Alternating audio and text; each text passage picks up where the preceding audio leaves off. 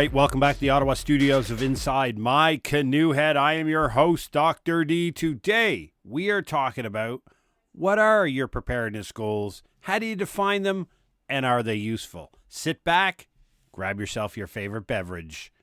Let's get at her.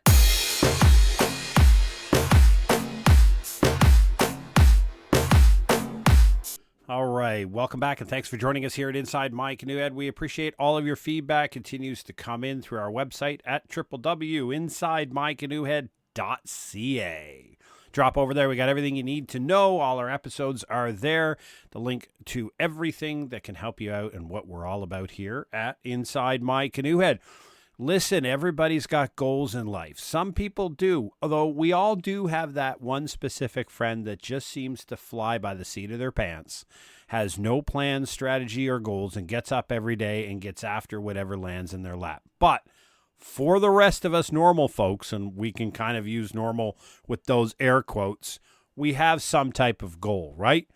We're working in a business probably to pay the mortgage, but we actually might like to proceed up the ladder, or might envision ourselves taking some additional education at some time, or we have a goal to write a book, or we have whatever it may be, and it's individualistic to you, and none of it is incorrect. We support every activity here at Inside My Canoe Head. Preparedness is no different, my friends. Do you have a set of preparedness goals? Most people, the answer to that is probably not. Some people on the journey likely have some frame of what they might be considering. So today I thought it'd be really cool to talk about preparedness goals, how we frame them, what some examples might be. And throughout today, I'm going to use my story, like my example of what each one of these ideas and considerations meant for me and what I did in the case, to kind of give you an idea of an example of somebody other than a prepper nutcase on YouTube that talks about preparedness as a real-life actual thing that is meant to, by definition, or as how we define it here at Inside My Canoe Head, it is by definition something that facilitates what you're really after in life, right? So your preparedness goals are something that are set as a foundation, right? Preparedness is meant to be a blanket of insulation that you wrap yourself in so that you can go after those goals, so you can take those risks, so you can take that leap of faith and that belief in your ability to do something. You can extend yourself. You can go after that crazy vacation. You can tackle a whole bunch of issues because you've done a little bit of time and effort work about preparedness. Means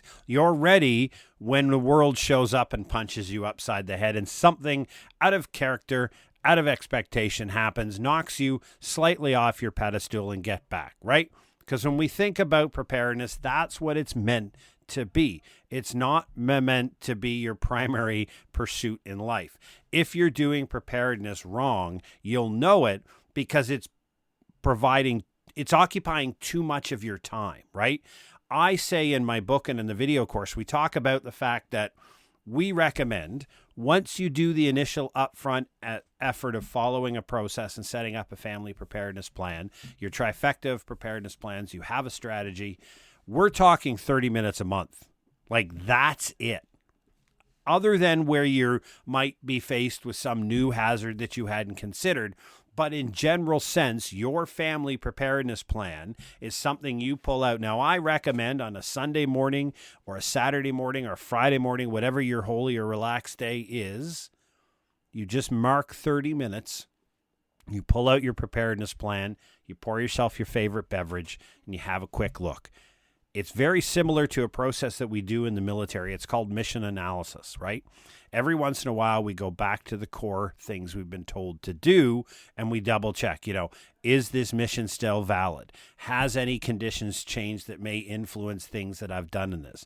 Has my boss changed orders or anything? It's just a rehash process of, are the things that I'm considering still relevant? Does this make sense, right? So mission analysis for preparedness, that's that 30 minutes a month where you sit back and say, okay, have I added anybody to the family? Have I deleted anybody from the family? Have I moved? Is there a new major hazard that's shown up that I didn't consider? Has there been a significant change in my life? Is there other considerations that matter? Are the goals that I've expressed that I'm working towards still logical And is my priority still the priority, right? Bam, done, off you go. That's it. 30 minutes and you park it away and you know. Or you look at it and say, hey, listen, most of these goals are appropriate, but at this time it's smart for me to change my priority. So I'm going to change my priority from, losing 40 pounds to getting this specific side hustle business launched, right? So I'm going to go into the chart and I'm going to change it over, my priority over to that other task, right? And then you just stuff it away, etc. And for those of you who don't think losing 40 pounds is a preparedness goal, we've got lots of stuff on why physical, mental, and financial health are the three core things that you do in preparedness, right? First and foremost, before you think about hurricanes, disasters, earthquakes, tornadoes, economic collapse, any of that other stuff, before you think of any of that, you need to concentrate on the foundation of your personal, your mental, your physical, and your financial health. Without you being healthy, any plan you have is useless, right? So imagine if you're out of shape, broke, and stressed to the nines, and that's how you start a chaotic situation. You're likely not going to be much good to yourself, let alone the family you are supposed to lead.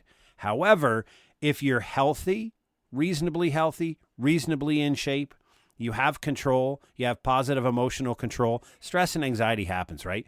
But you have positive emotional control, and you're safe financially, that is a whole different lens through which you look at a series of experiences that happen in a disaster. So, from your preparedness goals, when we think about it, the first one that we talk about, and we'll start it off today with the big picture.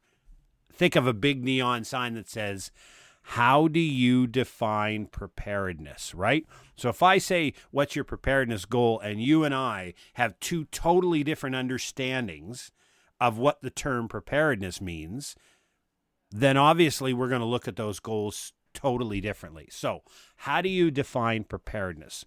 I'll use my example, and this is one that I teach my students, because those of you who know and listen previous episodes, I'm also a professor in disaster and emergency management. And so when I teach my students this in some of their introductory master's classes at the graduate level, I say to them, I want you to define a prepared individual.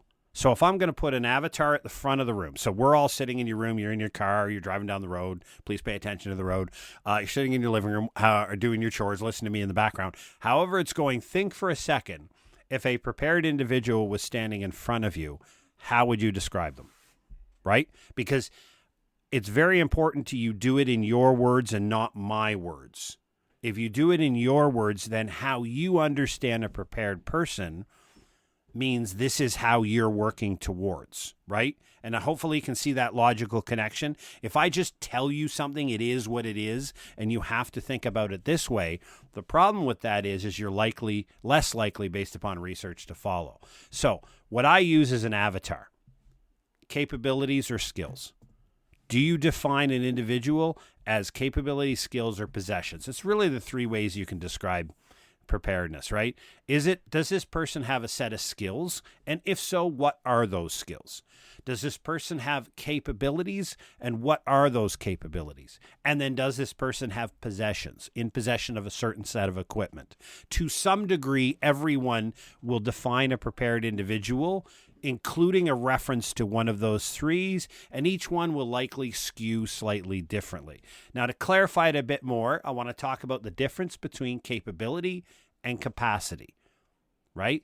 They're not synonymous. Capability is a skill. It's your ability to do something on your own, right? You have the knowledge and the technical skills to be able to execute a task. That is a capability. A capacity is the extent to which you can execute that task, right? So if I have the skill of making potable water from dirty water, so I've learned how to purify water in the wilderness, I have a capability. My capacity is how much can I do? So I can purify water. My capacity is how much water can I purify. The reason that's important is they're often used synonymously, and they're not, right? And then when you think about here, what we think about is whole of life situations as well. So when we think about preparedness here at Inside My Canoe Head, we think about it as economic, political, cultural, and familial shocks. Now, a shock is an unplanned event that happens. The event happens beyond your control, so you're not responsible for it, but it affects you in some way. So it can be an economic effect. It can be a political event. It could be a cultural event. It could be a familial event. You could have a significant medical injury happen this afternoon to an important member of your personal immediate family. That is an emergency. Could be a disaster to you. That is something that should be considered in your preparedness plans because it might have significant effect on how you intend to conduct your life. So when you think about preparedness, here we think about it as an individual who has the capability, which is the technical skills and the knowledge to be able to take care of themselves and the human beings for which they're responsible for a period of time until the critical infrastructure is restored, right? So we think of a disaster in terms of your access to critical infrastructure. So if you think about, in Canada, they're delineated as 10 sectors of critical infrastructure. In the United States of America, there are 16 listed by FEMA. It doesn't matter. Critical infrastructure is your power, your utilities, your healthcare system, the food system, the financial system, the government system, the transportation system, the manufacturing system, right? We all live in this incredible, wonderful, technologically enabled society, right? We love it. We get up every day, and if you just think for a second, how many systems you assumed would work when you got up this morning, right? Our great-grandparents living in the Depression did everything for themselves. Now we have these incredible array of systems that do all of us for it, right? And we all count on it, right? An emergency happens, according to how we frame it here at Inside My Canoe Head, when your access to one sector or more of critical infrastructure is interrupted. So, for example, if the cell system goes down, if the internet goes down, if the financial system goes down, if the government system is no longer available for access for a period of time, if the healthcare system goes down, for example, a situation pops up, you cannot access your family doctor and there's no emergency room for you to deal with it, and you have a medical emergency, what do you intend to do? So we think of preparedness as your ability to navigate a disruption in your access to one of the 10 sectors of critical infrastructure as a leader in a family unit, however you define that, because, it's beautiful nowadays. Our family units are so unique and so defined individually. It's fantastic. It's wonderful. Huge supporter of it. But you got to understand who you're going to be responsible for, their special needs, etc. So in preparedness, we look at it as your ability to navigate anything that is likely to occur to you from a political, economic, cultural, or familial shock that is going to access or impact your ability to access critical infrastructure, right? So the power grid goes down. Now, if the power grid goes down, that is the principal sector of critical infrastructure because it can cascade and take others down with it. So when you think about it, defining preparedness in those terms is how we do it here at Inside My Canoe Head. We offer that to you because I'm not going to tell you how to define preparedness. That's how we look at it. So when you look at preparedness, understand you have your definition and scratch it down. Put it in your Apple Notes, put it on your Hilroy Scribbler, where I love to use my Hilroy Scribblers to this day, and I'm in my 50s, or your scratch little notepads, whatever it is, define preparedness. That's perfect. So then when we ask, the second part of this conversation is to ask about what are you preparing for, right?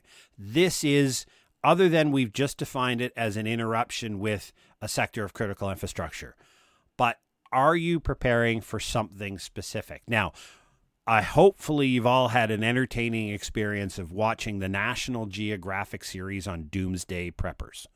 People that have taken this to an extent to where it has totally consumed their lives And every one of the examples that they use on the show, the family has decided to prepare for one specific event.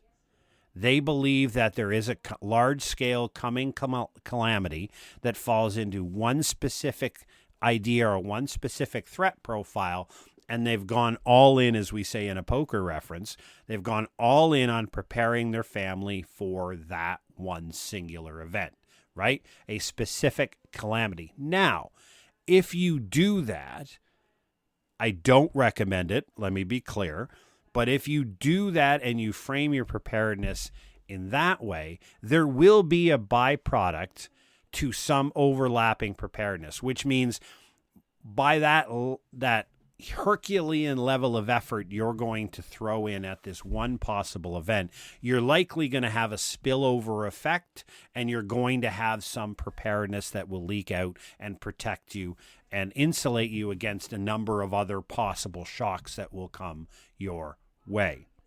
That we don't recommend because, again, if you roll back to what I talked about preparedness before being 30 minutes a month, look at doomsday preppers. These people are not spending 30 minutes a month.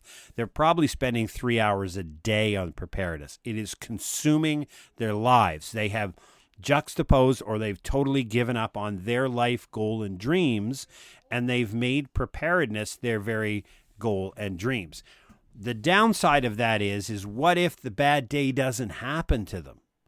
What if they have consumed 40 hours a week for a decade preparing for an event that never comes, likely was never going to anyhow, but doesn't come? What does that say, right? They never pursued life goals. Their pursuit to be whatever it is they wanted to do, time with friends and family, building community, love, all the important things that we cherish in life is difficult to do it that way. So here at Inside My Canoe Head, again, to use my story and our story, we looked at a slew of events that could possibly happen to everybody. And we put them in those categories of economic, political, cultural, or familial shocks.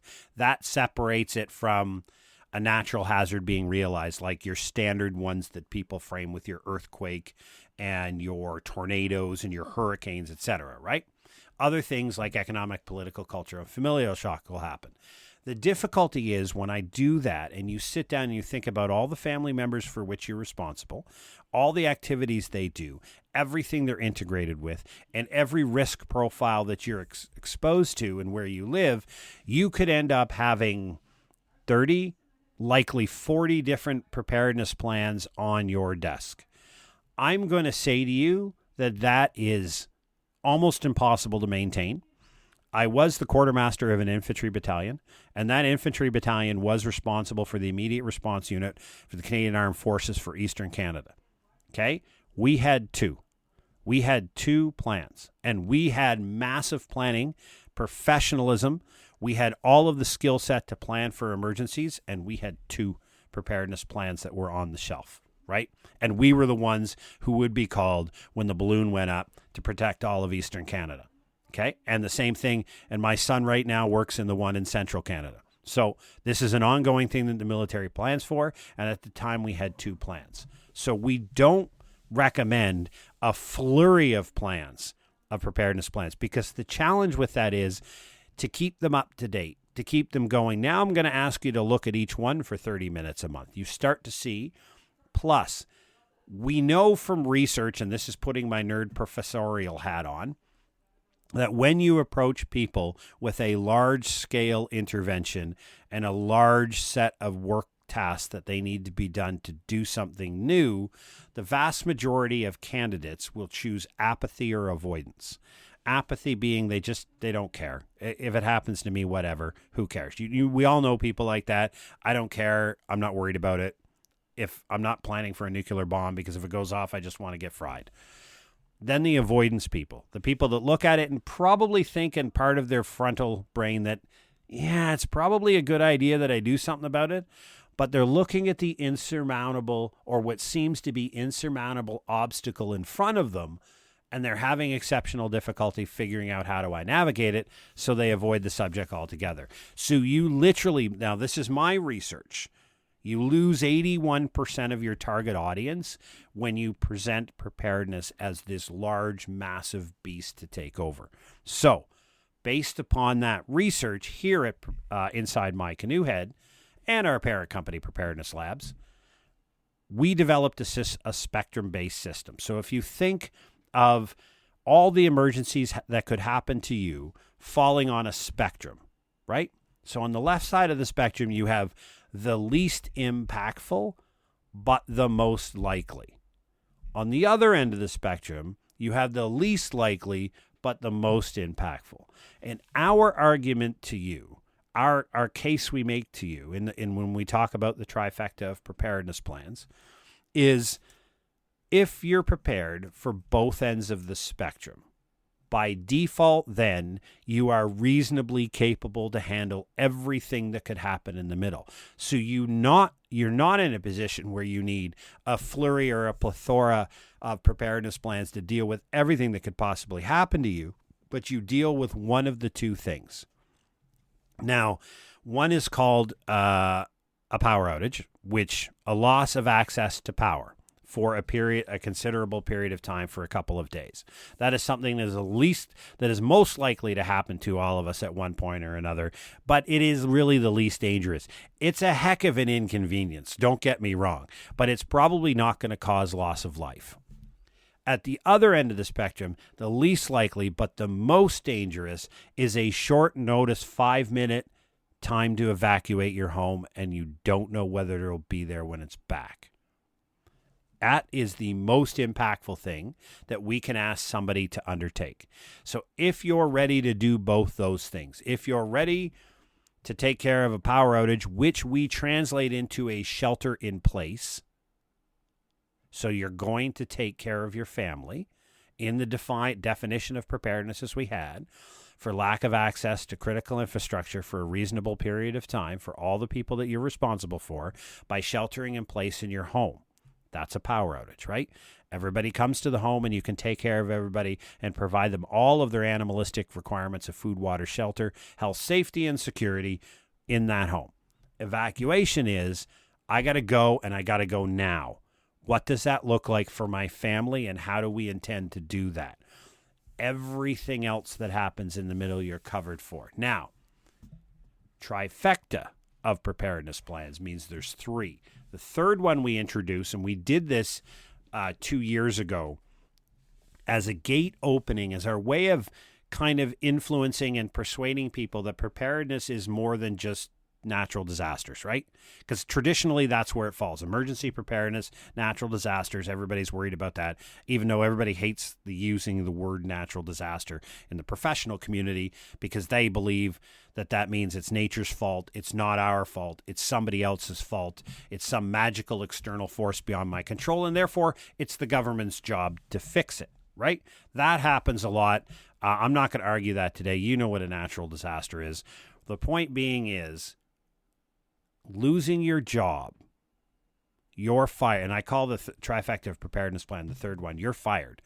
Having an immediate and unplanned loss of the primary source of income for your family is just as impactful as your house burning down. Because if I ask most of you as my listeners out there, and I appreciate every one of you, and if I ask you to seriously consider, if your primary source of income, and I mean, I don't care if it's a government pension, what is your plan when it just stops and it's not coming back? What do you intend to do to earn income? This is the point, right? And if you think about that, it is a shock. If you're retired on, say, you work for a major bank, a TD Bank, and you have a nice pension plan from TD Bank, and tomorrow TD Bank goes under and the pension plans are not covered. And so the pension may come out, you may get 20 cents to 30 cents on the dollar, which happens a lot, believe it or not, in manufacturing world, where you'll work for a company for 40 years, you'll get a pension, then the company goes bankrupt. There's nobody there paying that pension anymore. So all of a sudden, your $5,000 a month pension turns into $1,140. What is your plan next? Right? That's preparedness. So if you do that trifecta of preparedness plans, that covers and answers the question, what are you preparing for? Right? So if you just think about that, what is it that you're preparing for? How do you frame preparedness? You get ready for the next question. The third of 5 questions for today is, how do you define success? How do you know when you've won? A hockey game, I'm a huge hockey fan. I'm a proud season ticket holder for the Ottawa Senators in the NHL. I love going to hockey games. But the point here is a sports analogy is interesting because every sport has a finish time. Every sport has a rule by which it defines who wins the game. How do you know when you've won the preparedness game? How do you define success, right? Is it an ongoing thing? So in other words, in your mind, when you look at preparedness, you think it is an ongoing thing and you don't really define it as a goal, as an end state, right? Once I get to level A, this level that I've defined, once I get there, I don't need to do anything else because it's done, right? I've reached my goal. No worries. Or do you consider it an ongoing thing? It's something that I continue ongoing. I continually review every 30 minutes every month and I carry on. Or is it a very well-defined end state? When you're done, I get here, I'm finished, then I switch to something called maintenance, right? I'm not going to tell you what is right or wrong. I'm going to tell you what we recommend here at Inside My Canoe Head. Our research and my own personal experience has said preparedness is a lifestyle. Okay, and what I mean by that is it's not something that has an end state. This is why the initial plans are created. And yes, there is a bit of time and effort in the beginning of preparedness plans. When you start anything, there is a bit of time and effort, but I think you and your family are worth it. When you're done those initial efforts and it's an ongoing, this is why we recommend 30 minutes every month, because preparedness is just something that you return to, you reflect upon. Is everything working the way I would like it to work with? Because this is something that's very important that's not talked a lot about in the preparedness literature, and certainly not on YouTube and other chaotic economic world collapse ideas. Is that preparedness looks different for everybody else, for everybody and everybody around you, simply because we all have different levels of risk tolerance, right? Think about how much risk you're willing to accept in your financial life. When you invest, if you do invest, do you pick penny stocks and try to make it, or do you buy S&P 500 ETFs, right? That's based upon your own personal lens, your personality, your risk profile, your risk tolerance, your self-confidence, your self-efficacy. Explain it in any way you want to. But we all look at risk with a different flavor. Some of us like to take, and I'll use a great analogy here. Inside My Canoe Head, the name of this podcast, comes from my daughter-in-law, because I spend all of my spare time when I can in the backcountry paddling. It is my life's greatest leisure adventure. It's to go on backcountry canoe and paddling trips all around this wonderful country of Canada and the United States. I used to do it primarily on my own as a solo, right? I have a higher risk tolerance. I would go back outside of self-service, so whatever went wrong, I could never call anybody for help, and I was 100% on my own and there was nobody around me. I liked that level of risk. That doesn't mean I'm crazy. Well, some might say, but it generally means that I would do things based upon my risk profile. Now, I have other friends who are lifelong paddlers like me, but they don't go solo. They'll go tandem. They'll go with 2 people, and they'll go a satellite communication device so that they can use an inReach with rescue. Now, I had an injury on a solo trip out of cell phone range. I had to self-rescue, had to come back early. My wife, God bless her heart, the next day bought me a inReach Garmin Mini, and now I'm banned from going anywhere. Number 1, without the satellite communication device, and number 2, I don't do solo, maybe a short overnight, but I don't do long week or 2 week long solo trips anymore. simply because risk profiles change as you get older, etc. So that's just an example. But if you think about your life, what kind of risk do you take? Some people express it in insurance, right? Some people are happy to take a massive, I'm going to take a huge saving on my house insurance because I'm going to put a $30,000 deductible, right? I'm basically going to know that anything happens to my house that's 30 G's or less, I'm paying the bill. But I'm doing that because I have that money, it's set aside, and I'm taking the risk. Some people will want a $1,000 deductible on their house, so there's next to no personal cost every time they have an insurance claim. That influences how you define success. That influences the level of your preparedness that you will pursue. And it's not wrong. I want to be 100% clear, and I say this as much as I possibly can. There's not a mold for preparedness, right? Who you are is perfectly fine, right? There's nothing wrong with you. High risk tolerance, low risk tolerance. High access to resources, low access to resources. Your preparedness journey is based upon who you are. Because as I've said right from the beginning, success is defined in our words when you are able to pursue your hopes, dreams, and goals.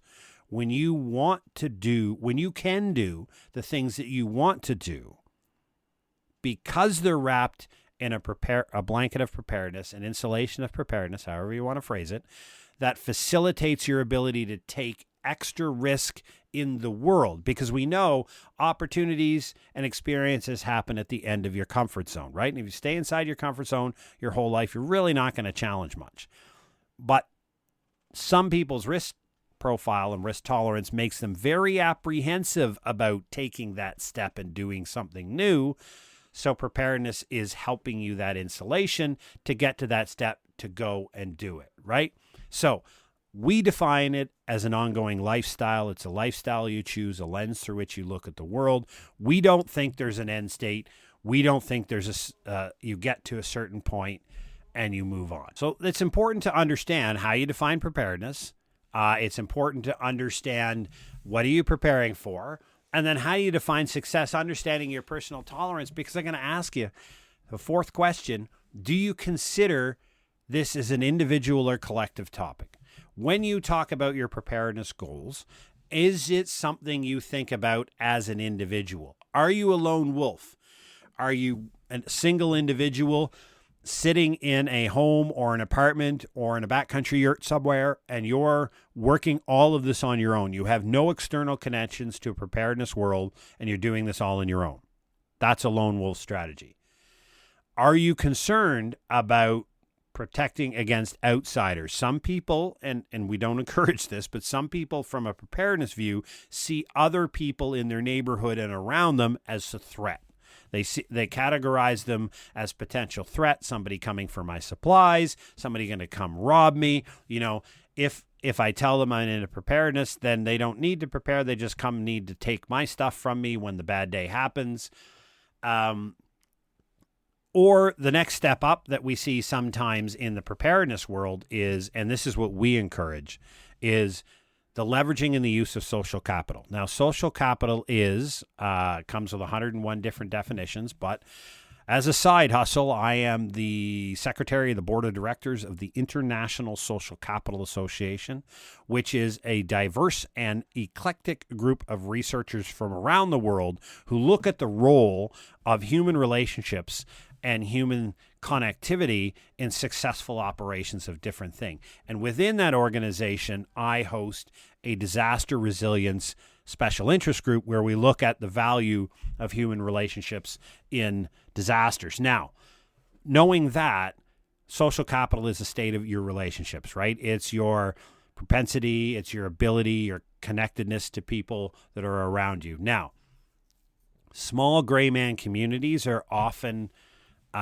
very popular in the preparedness world. This is where you're a little bit concerned about other people knowing and you actively putting a prepper lives here on the front door, or somebody worried about preparedness on the front door. You're not quite a prepper, and we have a definition for that if you're interested. We've got a couple other episodes on the 5 different categories of people in the world of preparedness, and a prepper is level 4. And we talk about everything I'm talking about today is what we define as a prepared individual, which is your level 3 preparedness, right? So a small gray man community is a group of individuals who are in reasonably close physical location to each other. They're connected in a preparedness. They talk about preparedness ideas, but they just don't advocate, right? Because they live the world where preparedness is a lifestyle. It is something that allows them to pursue their dreams. It doesn't occupy very much of their time. But because people are gregarious and they like to talk about ideas, they've created a small social group of people who think like themselves, and they might even periodically get together in person or in 3D, as I like to say nowadays, and have a 3D meeting on preparedness to talk about different ideas. Again, not occupying a great amount of time, maybe once every couple of months you get together to chat, whatever. Small gray man communities are actually quite popular. There's Facebook groups. There's different opportunities like that. The far end of the spectrum, if you were to move up to level 4 preparedness and become a prepper, and again, we have previous podcast episodes on that, is the overt prepper group. These are individuals who are unapologetically clear about their intent to adopt becoming a prepper. Preparedness is no longer 30 minutes a month. It occupies far more of their time, and they're overt about it. And they are very much open about being a member of a bold community, and they often will have a third-party location, and we'll talk about that in a minute, where they will fall back to, for lack of a better term. But we hear it inside my canoe head and my personal research and my personal life that preparedness, your key weapon is your neighbors. Because if we want to look at statistics, and I talked about this in the last 2 episodes, over 80% of the people pulled out of rubble after an earthquake are pulled out by their neighbors. Something close to 90% of the people that are fed in natural disasters and provided food and water are done so by other members of their community, not government agencies. So it is your community. The evidence is clear. It is your community that will save you and will support you in times of significant distress. Whether you choose to be connected to that community prior to the event is a decision that everybody makes. Now, again, we go back to who you are. Some people are a little avoidance of new relationships and being bold or talking about an idea of like preparedness in a group. Absolutely, unquestionably. We have podcast episodes on how to build a community group out of our near 300 that are in the library already, and we've got a couple of more coming up on that. But the idea being is building your social capital, which means increasing the number, the frequency, and the depth of relationships with your neighbors, has a distinct byproduct in preparedness, and it's not about preparedness. So you don't need to build relationship with your neighbors and having an overt intention of building preparedness. Hi, I come up to you. Hi, my name is Jeff. I live across the street from you. I'm interested in preparedness. Are you ready for a disaster? You might kind of send me packing and think me a bit of a wingnut, right? Probably so. But if I just introduce myself, get to know you, talk about the weather, talk about whatever the topic of the day is, we're building a relationship and a connection. And research is clear.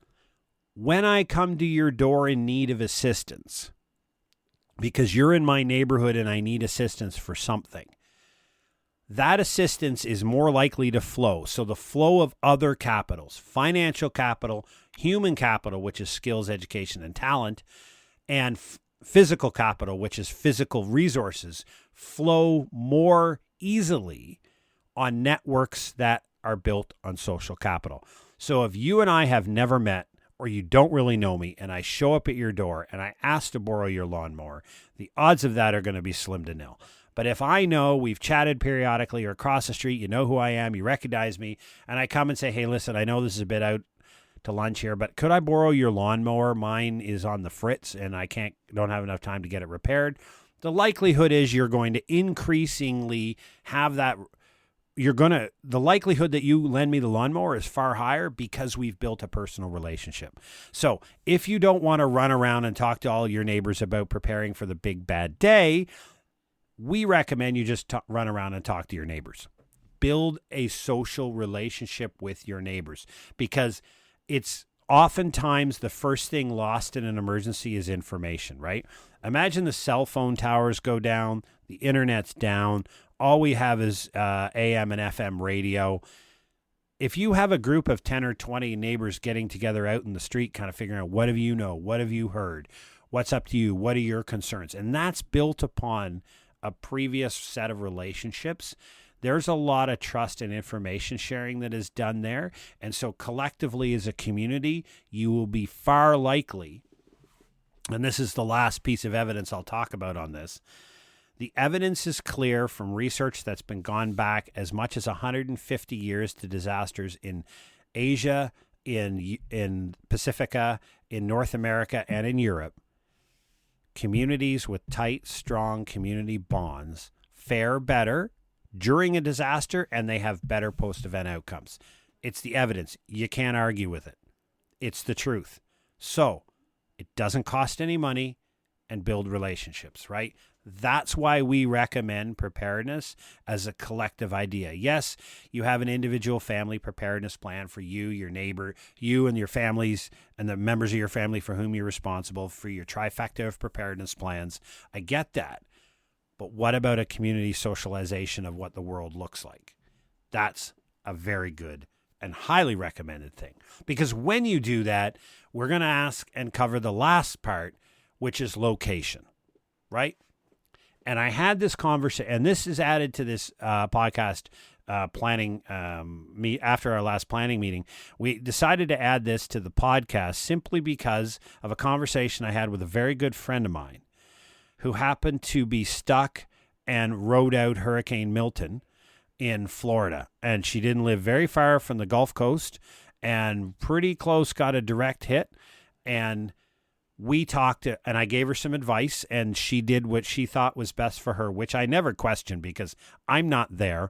I don't know the circumstances, but she sheltered in place to ride out the hurricane, boarded up the windows, did all the things she needed to do for her and her mother. And I told her, listen, here's your big considerations: falling trees, massive rushes of flooding water, and storm surge. If you can survive those three, have some batteries and canned food, you'll be fine, right? I mean, realistically, obviously, evacuation out of the threat zone is always the recommended course of action. But at a certain time, or for a whole bunch of other reasons, again, that are specific to you, evacuation may not be an option, and you may have to ride out some incident in your home. Then what does your shelter in place look like? And this is why when we talk about the trifecta of preparedness plans, we talk about there are 3 places you can go. You can go shelter in place and home, you can evacuate, or you can go to a community location. So in an evacuation plan, and we have a couple of podcast episodes on this, so I won't go into long, drawn-out detail, but the most important thing about evacuation is where you're going to go, and to have that predetermined location already planned out for you and your family. And I'll give you an example. And this, again, my consideration is I have a family friend who lives 150 kilometers, or about a little less than 100 miles from me, and we have a reciprocal agreement. His basement is mine, my basement is his. At any time, for any reason, he needs to evacuate his home and come here. He can show up with his family. They climb into the basement. The house is theirs, right? Doesn't cost them any money. We will feed them. We will water them, give them access to the internet, cell, whatever they need, right? It's a reciprocal agreement, and it doesn't cost any money. When you need to evacuate your home, you need to have a predetermined location, because sitting in the Motel 6, I mean, I'm sure you love your family, but stuffing them all into one hotel room with one bathroom in a high-stress event while you sit on a cell phone, right? And you're trying to use hotel Wi-Fi to get a hold of a bunch of people to try to restart and replanning your life while your kids are going crazy and everybody's eating takeout. My friends, I'm telling you now, that is not the situation. That's not success. That is not how you want to put your family through, and you'll be fighting cats and dogs in no time. Or even a worse situation, going to a public shelter, right? 100 people on cots in a hockey rink is not a great place for you and your family to rest and recuperate and to wait out the conditions, and to then, if you lose your house, That's how you're going to restart your life? Is that in a public shelter? No. Have a predetermined location where you can go, and the distance just needs to be outside of what the likely event will be, right? So events that'll happen to me here in the city of Ottawa are not going to happen to him at his location, right? The chance of it being that widespread are almost nil, which is why we chose each other. And there are several routes to get to each other by car, and we know how to do that. And I know I can get there on an eighth of a tank of gas if I'm really careful driving. So, no, I keep my tank above half. Yes, I do the preparedness thing. But I know that no matter what the situation is, if I have to leave my home, I know exactly where I'm going every single time.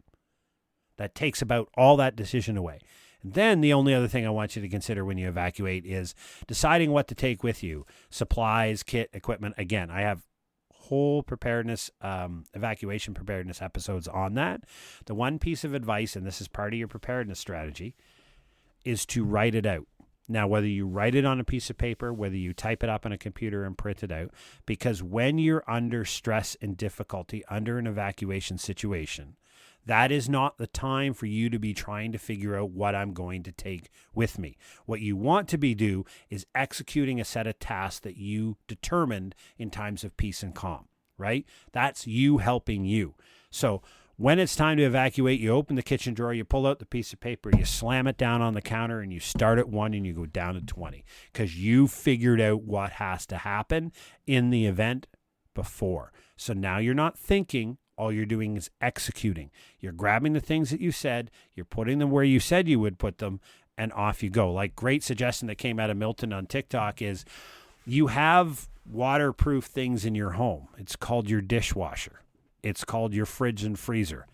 Maybe not a bad place to throw a bunch of mementos you can't take with you, but think through that strategy in times of peace and calm and write it out. If you get those two things, evacuation is thing. The other thing is a community location. Small gray man communities of preparedness and overt prepper groups usually have a third-party location that if their neighborhood was wiped out or their neighborhood was no longer accessible or for whatever reason, and they all had to leave, where would they evacuate to? Now, this is real. It's not a financial investment. It can most certainly here in Canada be Crown land because you can't be kicked off Crown land. You're allowed to camp on Crown land for up to 21 days here in Canada. And then all you have to do is move 100 meters and your 21-day clock is reset. So you could literally live on Crown land. I wouldn't recommend it, but you can go camping on Crown land whenever you want to. It can be private land. It can be a farmer's land, whatever. I don't recommend this is something you need to do. I don't think it's something the regular population needs to do. But if you decide that you want to have a third-party location preparedness as part of your preparedness goals, then I'm going to suggest to you that as a collective effort, it will be far more successful. Not from the fact that 7 of you are going to get together and buy 10 acres of land. You might decide of that. That's a pretty significant investment. But it's often, hey, listen, we got this common place that we regularly go. And if we all have to evacuate, it'd be really cool if we all went there together and then we could kind of help each other out while we figure out what to do in this disaster. Now, there are a number of groups around here in the city of Ottawa I know of and am access to a number of small gray person preparedness community groups. One of which does have a outside of Ottawa location that is pre-set up, shall we say. It's used for a different purpose right now. We'll leave it at that. But it is intended to be used in a significant disaster as an evacuation location for a number of families, probably about 15 or 16 if I remember last count. But the whole point of the matter is think about it in your preparedness goal from location. I need to be able to shelter in place. My home is where everything is. Why wouldn't I want to shelter in place? I'm going to shelter in place 99.9% of the time. Unless I literally have to evacuate because the house is about to go away, I'm not leaving my home because this is where everything I have is. This is where I feel comfortable. This is where my family feels comfortable. This is how we can positively maintain a healthy level of stress and anxiety because we're in our home with our stuff. right? I don't need to create bug out bags and evacuation bags and emergency kits because everything is already here. And I know where it is. I don't need to gather all my emergency supplies in one part of my home when the lights go out, as we see in the hilarious commercials from the government of Canada, because I already know where everything is because I live here. I know it's a bit jump off the soapbox there, but hopefully today our little conversation about preparedness goals, talking about how you define preparedness, what are you preparing for, how do you define success, do you consider this an individual collective topic, and then a little bit of reflection on location was helpful to you to understand that what we advocate here for Inside My Canoe Head is that preparedness is a lifestyle. It takes a bit of time and effort up front. You do set a set of goals in preparedness, and then you start working for it. And we know this is longitudinal. Some of the preparedness goals I'm under right now are 5-year goals, and I'm on month 6, right? Perfectly fine. I've got a set of activities that I'm doing. I revisit it 30 minutes a month. It occupies no more time than that.